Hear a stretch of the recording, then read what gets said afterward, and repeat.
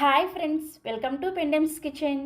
ఈరోజు వీడియోలో ఇంట్లో ఇడ్లీ పిండి లేనప్పటికీ కూడా అప్పటికప్పుడే చాలా తక్కువ పదార్థాలతోటి ఇలా మెత్తటి స్పాంజ్ లాంటి ఇడ్లీని, అలాగే ఈ ఇడ్లీకి మంచి కాంబినేషన్గా సింపుల్గా ప్రిపేర్ చేసుకునే టేస్టీ చట్నీని ఎలా ప్రిపేర్ చేసుకోవచ్చో చూపించబోతున్నాను. ఇడ్లీ చూసారా ఎంత మెత్తగా స్పాంజ్ లాగా వచ్చాయో. చాలా తక్కువ పదార్థాలతోటి అప్పటికప్పుడే చాలా ఈజీగా ఈ ఇడ్లీని ప్రిపేర్ చేసుకోవచ్చు. ఇన్స్టెంట్గా ప్రిపేర్ చేసిన ఇడ్లీ అంటే ఎవ్వరూ నమ్మరు, అంత పర్ఫెక్ట్గా వస్తాయి. ఇక్కడ మీకు చూస్తేనే అర్థమవుతుంది కదా.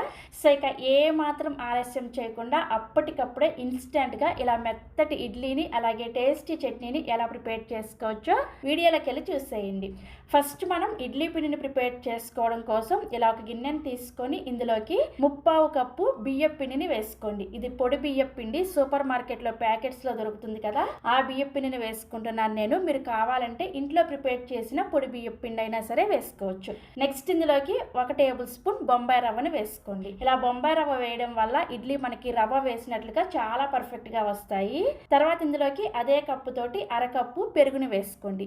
ఈ ఇడ్లీని ప్రిపేర్ చేసుకోవడం కోసం మాత్రం ఖచ్చితంగా కమ్మటి పెరుగునే వేసుకోవాలి, పుల్లటి పెరుగుని వేసుకోకూడదు. పుల్లటి పెరుగుని వేసుకున్నారంటే ఇడ్లీలు కూడా పుల్లగా వస్తాయి అనమాట. అందుకని ఫ్రెష్గా ఉన్న కమ్మటి పెరుగును మాత్రమే వేసుకోండి.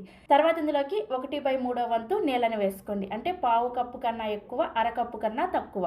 ఈ విధంగా నీళ్ళని వేసుకున్న తర్వాత ఒక 3/4 టీ స్పూన్ వరకు చక్కెరని వేసుకోండి. ఇలా చక్కెర వేసుకోవడం వల్ల ఇడ్లీ చాలా రుచిగా ఉంటాయి. మీకు ఒకవేళ చక్కెర వేసుకోవడం ఇష్టం లేకపోతే పూర్తిగా స్కిప్ చేసేయచ్చు. చక్కెర వేసుకోపోయినా కానీ ఇడ్లీలు చాలా పర్ఫెక్ట్గా వస్తాయి.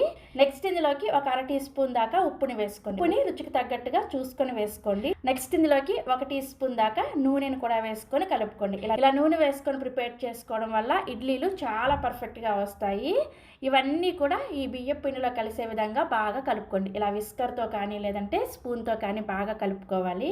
కలిపిన తర్వాత పిండి కన్సిస్టెన్సీ చూసారా, మనకి ఈ విధంగా ఉంటుంది అనమాట. ఇక్కడ నేను చూపించిన కొలతలతోటి ఎగ్జాక్ట్గా అన్నీ వేసుకున్నారంటే ఈ విధంగా పిండి రెడీ అవుతుంది. మీ దగ్గర ఒకవేళ మెజరింగ్ కప్స్ లేకపోతే ఏదైనా ఒక గిన్నెను కానీ గ్లాసులు కానీ సెట్ చేసుకొని అన్నిటిని కూడా దాంతోనే కొలుచుకొని తీసుకోండి. సో ఇలా కలుపుకున్న పిండి మీద మూత పెట్టేసి ఒక్క 10 నిమిషాల పాటు పక్కన పెట్టేసుకోండి. ఈలోపు మనం చట్నీని ప్రిపేర్ చేసేసుకోవచ్చు. చట్నీని ప్రిపేర్ చేసుకోవడం కోసం ప్యాన్ లోకి 1 కప్పు పల్లీలని వేసుకోండి. ఈ పల్లీలని ఖచ్చితంగా లో టు మీడియం ఫ్లేమ్ లోనే లైట్ గా రంగు మారేంత వరకు కలుపుకుంటూ వేయించుకోవాలి. పల్లీలు మీరు ఎంత బాగా వేయించుకుంటారో మీకు చట్నీ అనేది అంత రుచిగా వస్తుంది అనమాట. చూసారా, పల్లీలు ఇలా చక్కగా వేగిన తర్వాత ఒక ప్లేట్లోకి తీసేసుకొని పూర్తిగా చల్లారనివ్వండి. నెక్స్ట్ ఇప్పుడు ఇదే ప్యాన్లోకి 2 టీ స్పూన్ల దాకా నూనె వేసుకొని వేడి చేసుకోండి. నూనె వేడైన తర్వాత 1/2 టీ స్పూన్ జీలకర్ర, 5-6 వరకు పొట్టు తీసేసిన వెల్లుల్లి రెబ్బలు, ఒక మీడియం సైజులో ఉండే ఉల్లిపాయని ఇలా పొడవుగా ముక్కలుగా కట్ చేసుకొని వేసుకోండి. అలాగే మీరు తినే కారానికి తగ్గట్టుగా ఒక 5-6 వరకు పచ్చిమిర్చిని ఇలా సగానికి తుంచుకొని వేసుకోండి. వీటన్నిటిని కూడా పచ్చిమిర్చి కొంచెం తెల్లగా వచ్చి ఉల్లిపాయ కూడా కొంచెం మెత్తబడేంత వరకు వేయించుకోండి. ఈ చట్నీ కోసం ఉల్లిపాయ రంగు మారాల్సిన అవసరం ఏమీ లేదు, కొంచెం మెత్తబడితే సరిపోతుంది. చూసారు కదా, పచ్చిమిర్చి ఇలా తెల్లగా వేగి ఉల్లిపాయ కూడా కొంచెం మెత్తబడిన తర్వాత స్టవ్ ఆఫ్ చేసేసి ఈ మిశ్రమాన్ని కూడా పూర్తిగా చల్లారనివ్వండి.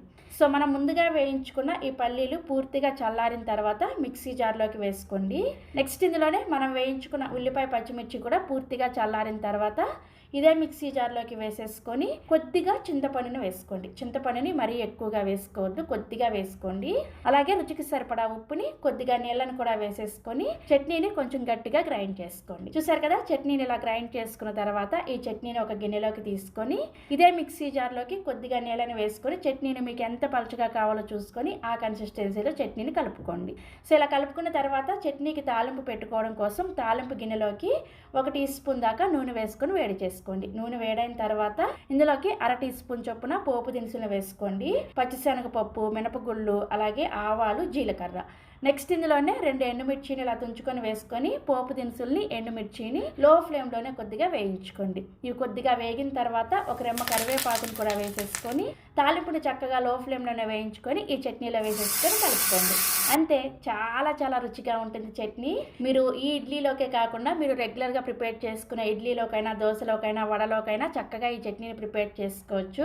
చాలా తక్కువ టైంలోనే ప్రిపేర్ అయిపోతుంది, చాలా రుచిగా ఉంటుంది. సో మనకి చట్నీ రెడీ అయిపోయింది అయిపోయింది కదా. నెక్స్ట్ ఇప్పుడు ఇడ్లీ పాత్రలోకి 1 గ్లాసు వరకు నీళ్ళని వేసుకొని మూత పెట్టేసి ఈ నీళ్ళని హై ఫ్లేమ్లోనే బాగా మరిగించుకోవాలి. నీళ్లు బాగా మరగాలన్నమాట. మనం ఇడ్లీ పెట్టుకునే ముందు నీళ్లు బాగా మరగాలి. సో ఇడ్లీ పాత్రని పొయ్యి మీద పెట్టేసుకొని నెక్స్ట్ ఇప్పుడు ఇడ్లీ ప్లేట్లను తీసుకొని ఇడ్లీ ప్లేట్లని నూనెతో కానీ లేదంటే నెయ్యితో కానీ గ్రీస్ చేసేసుకోండి. ఇలా గ్రీస్ చేసుకుంటే ఇడ్లీలు ఉడికిన తర్వాత చక్కగా వస్తాయి. సో ఇలా గ్రీస్ చేసుకున్న ఇడ్లీ ప్లేట్ని పక్కన పెట్టేసుకొని ఇప్పుడు మనం ఒక 10 నిమిషాల ముందు పిండి కలుపుకొని పెట్టుకున్నాం కదా, ఆ పిండిని చూపిస్తాను చూసారా. పిండి చక్కగా నానిపోయింది. ఈ కన్సిస్టెన్సీలో ఉంటుంది. ఇప్పుడు ఇందులోకి ఒక 1/2 టీ స్పూన్ దాకా ఈనోని వేసుకోండి. మీకు ఒకవేళ ఈనో వేసుకోవడం ఇష్టం లేకపోతే ఒక 1/2 టీ స్పూన్ దాకా వంట సోడాను కూడా వేసుకోవచ్చు. మాకు ఇవేమీ వేసుకోవడం ఇష్టం లేదు అంటే అసలు ఏమీ వేసుకోకుండా కూడా ఇడ్లీలు ప్రిపేర్ చేసుకోవచ్చు, కానీ కొంచెం గట్టిగా వస్తాయి అనమాట. ఇన్స్టెంట్ ఇడ్లీ సాఫ్ట్గా రావాలి అంటే ఇలా కొంచెం వంట సోడా కానీ ఈనో కానీ వేసుకుంటే పర్ఫెక్ట్గా వస్తాయి. లేదంటే ఒక గంట సేపు పిండిని నానబెట్టుకున్నా కూడా ఇడ్లీ పర్ఫెక్ట్గా వస్తాయి అనమాట. నేనైతే అప్పటికప్పుడే ప్రిపేర్ చేస్తున్నాను, అందుకని ఇలా ఈనోని వేసుకున్నాను. దీని మీద ఒక 1/2 టీ స్పూన్ దాకా నీళ్ళను కూడా వేసేసుకొని ఈనో అంతా కూడా పిండిలో బాగా కలిసే విధంగా కలుపుకోండి. ఇలా కలుపుకున్న తర్వాత వెంటనే ఈ పిండిని ఇడ్లీ ప్లేట్లలో ఇడ్లీలాగా పెట్టేసుకోండి.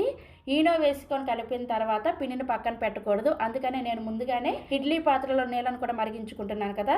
ఈనో వేసిన తర్వాత ఈ పిండిని ఎక్కువసేపు పక్కన పెట్టకూడదు అనమాట. ఈనో వేసుకొని కలిపిన వెంటనే ఇడ్లీని ఉడికించేసుకోవాలి. ఇక్కడ నేను చూపించిన కొలతలతోటి పిండిని రెడీ చేసుకున్నారంటే మీకు 2 ప్లేట్ల ఇడ్లీ రెడీ అవుతాయి అనమాట. అంటే 8 ఇడ్లీ రెడీ అవుతాయి.